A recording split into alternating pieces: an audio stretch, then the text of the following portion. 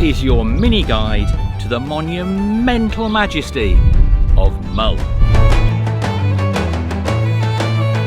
From the mainland port of Oban, the mountains of Mull beckon travellers to the second largest island of the Inner Hebrides.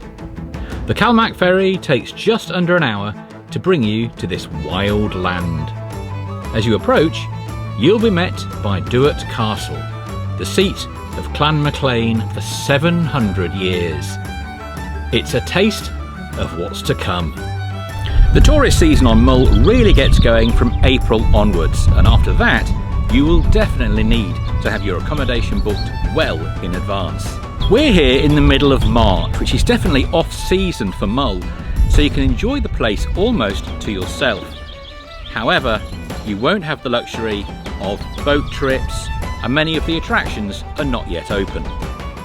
Only 3,000 people live on Mull permanently, and a third of those are found in the island capital, Tobermory. It is rightly regarded as one of the prettiest towns in Scotland, and every year thousands of tourists walk its colourful harbour and stock up on Mull cheese, chocolate and of course whisky. Another walk not to be missed is to the nearby lighthouse, which looks across the sound to Ardnamurchan.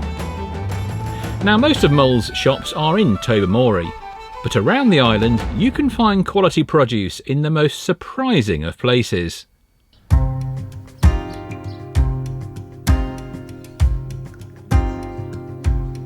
It's not just the jaw-dropping scenery that'll force you to slow down on Mull. I also need to mention the road network. Most of the roads on Mull are single track with passing places. You will rarely get above 30 miles an hour and often be driving at much less due to blind bends, oncoming traffic, sheep and potholes. Bear that in mind when calculating driving times. Now, despite its long coastline, Mull does not actually have many beaches, but it does have one of the best in Scotland, here at Calgary. Around Calgary Bay, also keep an eye out for the Sculpture Trail. The nearby village of Derby has a gorgeous location, as well as the most unusual church on the island.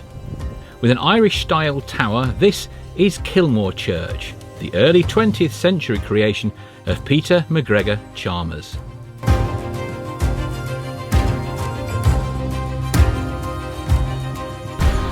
Now, most visitors to Mull head straight off to Tobermory or Iona, but if you have more time, then do take the road less travelled.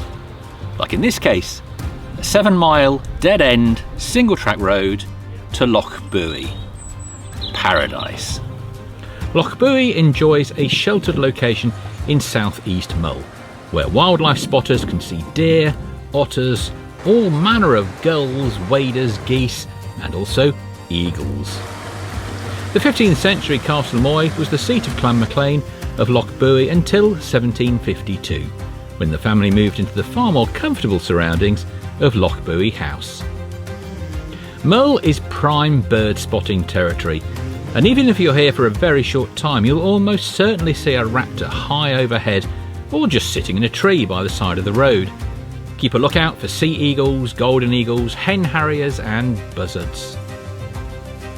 There are a number of islands off the coast of Mull. Most are uninhabited, like Staffa and the Treshnish Islands, but others house small permanent populations, like Ulva, which has a passenger ferry service from April to October. One of the islands off Mull is known all around the world. The southwest of the island is a long peninsula called the Ross of Mull, and right at the end of that peninsula is Scotland's most sacred island, Iona.